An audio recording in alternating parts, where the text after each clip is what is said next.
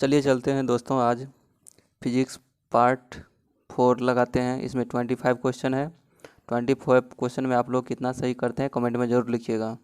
और स्टार्ट करने से पहले लाइक शेयर एंड सब्सक्राइब जरूर कर दें। चलिए आज का पहला क्वेश्चन, दूध का आपेक्षिक घनत्व ज्ञात किया जा सकता है। Hydrometer, lactometer, thermometer, anemometer. तो दूध का आपेक्षिक घनत्व किससे ज्ञात किया जाता है? तो लेक्टोमीटर से। तो इसका सही उत्तर क्या हो जाएगा? Option number B. चलिए अगला क्वेश्चन चलते हैं। पारे का साधारणतया तापमापी यंत्रों में उपयोग किया जाता है क्योंकि इसकी विशेषता है। तो क्या है विशेषता? पारे का साधारणतः तापमापी यंत्रों में किया जाता है।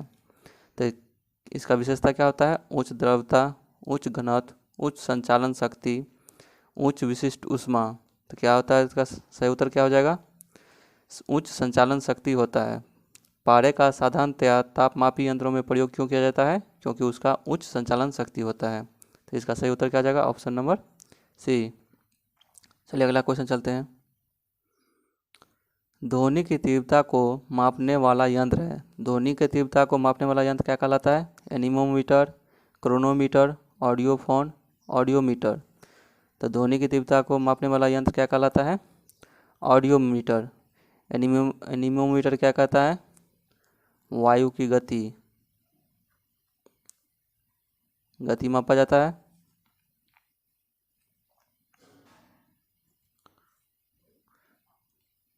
चलिए था इसका सही उत्तर क्या हो जाएगा? Audiometer, option number D. चलिए अगला क्वेश्चन चलते हैं। समय मापक विज्ञान है किसका? Cosmology, horology, tomography, hydrology. तो समय मापक विज्ञान किसका है? इसका सही उत्तर क्या जाएगा? हॉरोलॉजी। समय मापक विज्ञान किसका है? हॉरोलॉजी का। तो इसका सही उत्तर क्या जाएगा? Option number B.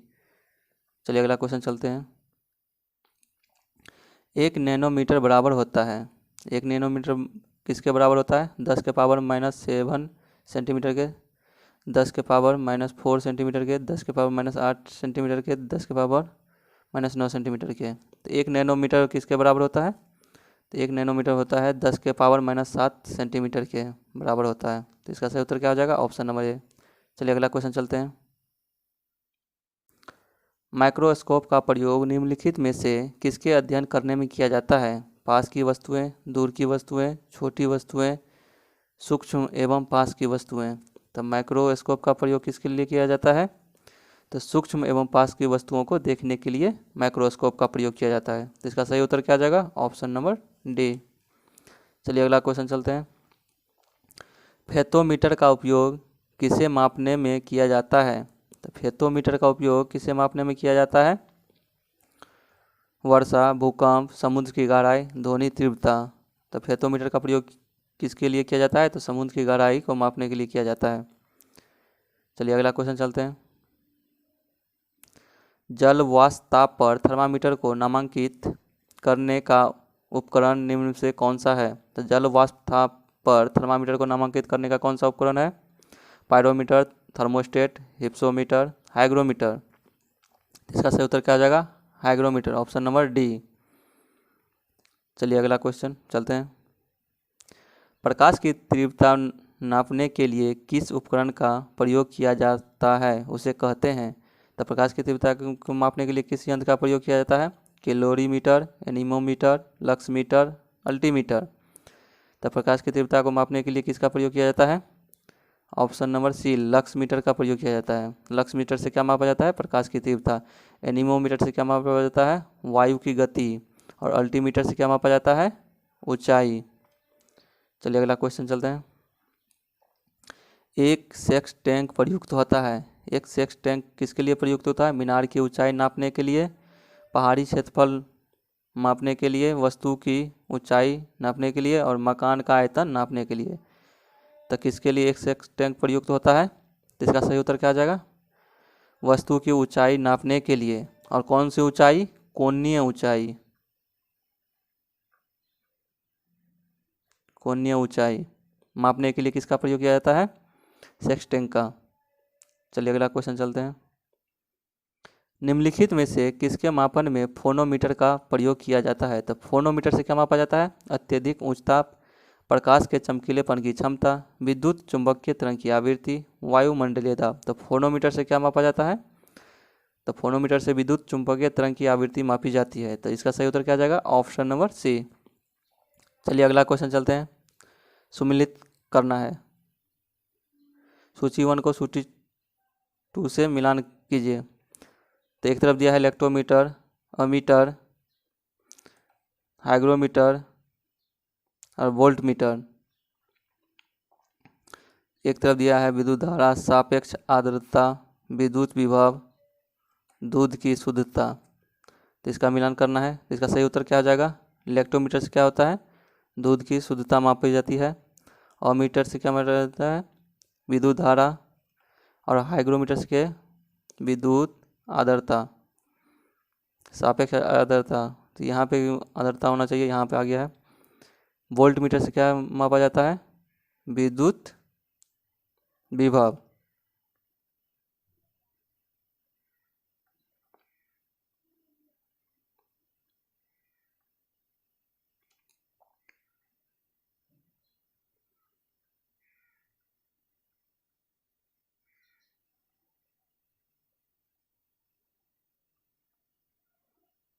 तो क्या हो जाएगा ये? तो इलेक्ट्रोमीटर से क्या होगा? 1 का 4 हो गया, 2 का 1 हो गया, 3 का 2 हो गया और 4 का 3 हो गया। तो ये क्या हो जाएगा? विद्युत विभव और सापेक्ष आर्द्रता। और ये क्या हो जाएगा? चलिए नेक्स्ट क्वेश्चन चलते हैं। वोल्ट मीटर से क्या हो जाएगा? चलिए अगला क्वेश्चन चलते हैं।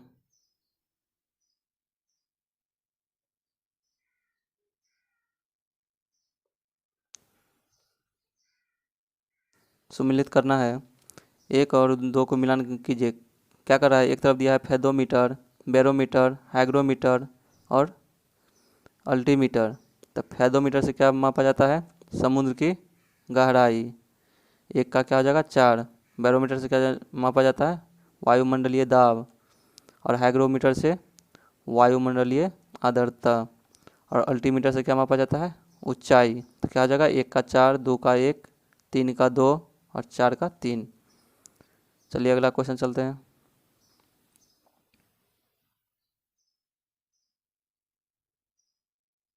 भूकंप अधिकेंद्र क्या होता है? भूकंप अधिकेंद्र क्या होता है? पृथ्वी के भीतर बिंदु जहां भ्रंश के पास संचालन होता है। बिंदु जहां पर भूकंप लेखी अवस्थित होता है, उस स्थान के प्रत्यक्षतः ऊपर बिंदु जहां भ्रंश क्षेत्र के साथ संविदारण होता है। भूकंप के समूह का सन्निकट केंद्र। तो क्या होता है भूकंप अधिकेंद्र? तो भूकंप अधिकेंद्र क्या होता है? तो उस स्थान के प्रत्यक्षतः ऊपर बिंदु जहां भ्रंश क्षेत्र के साथ संविदारण होता है। तो इसका सही उत्तर क्या आ जाएगा? Option number C. चलिए अगला क्वेश्चन चलते हैं। भारहीनता होती है, कब होती है भारहीनता? जब गुरुत्वाकर्षण घटता है, गुरुत्वाकर्षण की शून्य स्थिति, निर्वात की स्थिति, उपरोक्त में से कोई नहीं। तो भारहीनता कब होती है? जब गुरुत्वाकर्षण की शून्य स्थिति हो तब। इसका सही उत्तर क्या आ जाएगा? Option number B. चलिए अगला क्वेश्चन चलते हैं।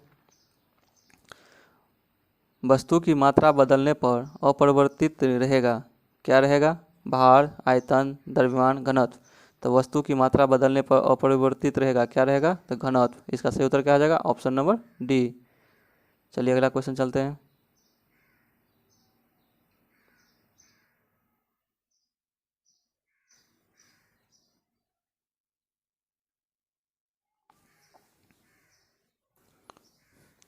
जब किसी वस्तु को पृथ्वी से चंद्रमा पर ले जाया जाता है तो क्या होता है?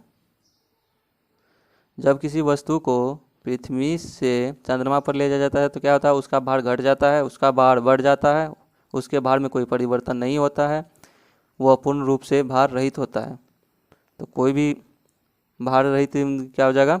कोई भी पृथ्वी पर से चंद्रमा पर ले जाएगा तो उसका भार क्या हो जाएगा? घट जाएगा। तो इसका सही उत्तर क्या आ जाएगा? Option number A. चलिए अगला क्वेश्चन चलते हैं। साधारण यंत्र किसी व्यक्ति की सहायता करता है, साधारण यंत्र किसी व्यक्ति की सहायता करता है।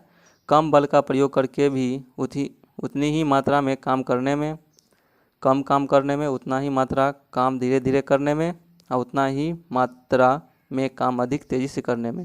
तो इसका सही उत्तर क्या हो जाएगा? साधारण यंत्र किसी व्यक्ति की सहायता करता है। कैसे? कम बल का प्रयोग करके भी उतनी ही मात्रा में काम करने में। तो क्या हो जाएगा इसका सही उत्तर? Option number A. चलिए अगला क्वेश्चन चलते हैं।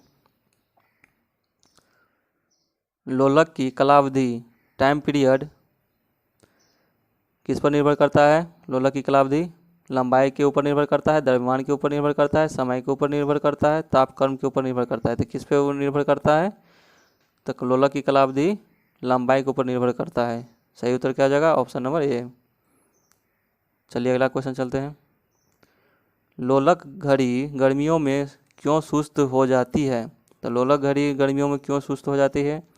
कुंडली में घर्षण के कारण, गर्मियों में दिन लंबे होने के कारण, लोलक की लंबाई बढ़ जाती है जिससे इकाई दोलन में लगा हुआ समय बढ़ जाता है, गर्मी में लोलक का भार बढ़ जाता है।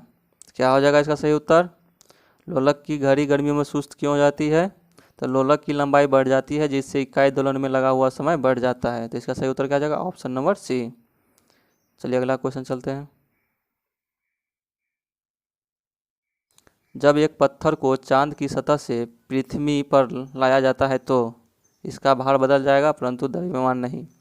इसका द्रव्यमान बदल जाएगा, भार और द्रव्यमान दोनों बदल जाएगा, इनमें से कोई नहीं। तो जब एक पत्थर को चांद की सतह से पृथ्वी पर लाया जाता है तो इसका भार बदल जाएगा परंतु द्रव्यमान नहीं। और जब पृथ्वी पर से चांद पर ले जाया जाता है तो क्या होता है? उसका भार घट जाता है।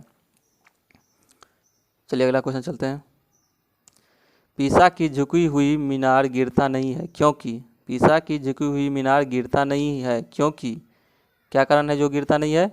वह बड़े तल क्षेत्र को आच्छादित करती है, वह शीर्ष भाग में पतली हो गई है, इसका गुरुत्वाकर्षण केंद्र न्यूनतम स्थिति में रहता है, गुरुत्वाकर्षण केंद्र से जाने वाली लाइन तल के अंदर रहती है, इसका गुरुत्वाकर्षण केंद्र न्यूनतम स्थिति में रहता है। तो इसका सही उत्तर क्या हो जाएगा? पीसा की झुकी हुई मीनार गिरता नहीं है क्योंकि इसका गुरुत्वाकर्षण केंद्र न्यूनतम स्थिति में रहता है, गुरुत्वाकर्षण केंद्र से जाने वाली लाइन रेखा तल के अंदर रहती है। तो क्या हो जाएगा इसका सही उत्तर? Option number C. चलिए अगला क्वेश्चन देखते हैं।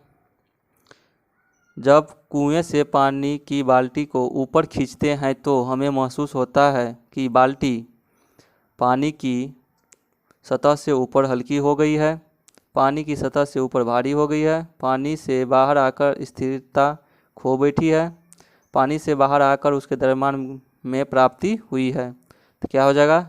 जब कुएं से पानी की बाल्टी को हम ऊपर खींचते हैं तो क्या महसूस करते हैं? तो क्या हो जाएगा? पानी की सतह से ऊपर भारी हो गई है, क्या हो जाएगा? बाल्टी भारी हो जाएगी। चलिए अगला क्वेश्चन चलते हैं और आज का ये लास्ट क्वेश्चन है। वायुमंडलीय दाब अचानक गिरना इंगित करता है तो क्या होता है? वायुमंडलीय अचानक अगर गिरने लगे तो क्या इंगित करता है? वर्षा आने का, तूफान आने का, साफ मौसम का या शीतलहर का। तो वायुमंडलीय दाब अचानक अगर गिरना अगर प्रारंभ कर दे तो तूफान आने की संभावना होती है। तो इसका सही उत्तर क्या आ जाएगा? Option number B. आशा करता हूँ कि ये सभी क्वेश्चन आप लोगों को अच्छा लगा होगा तो एक लाइक कर दें, शेयर कर दें और सब्सक्राइब कर दें और अपने दोस्तों तक को लिए ये भेजें। Thank you for watching this video.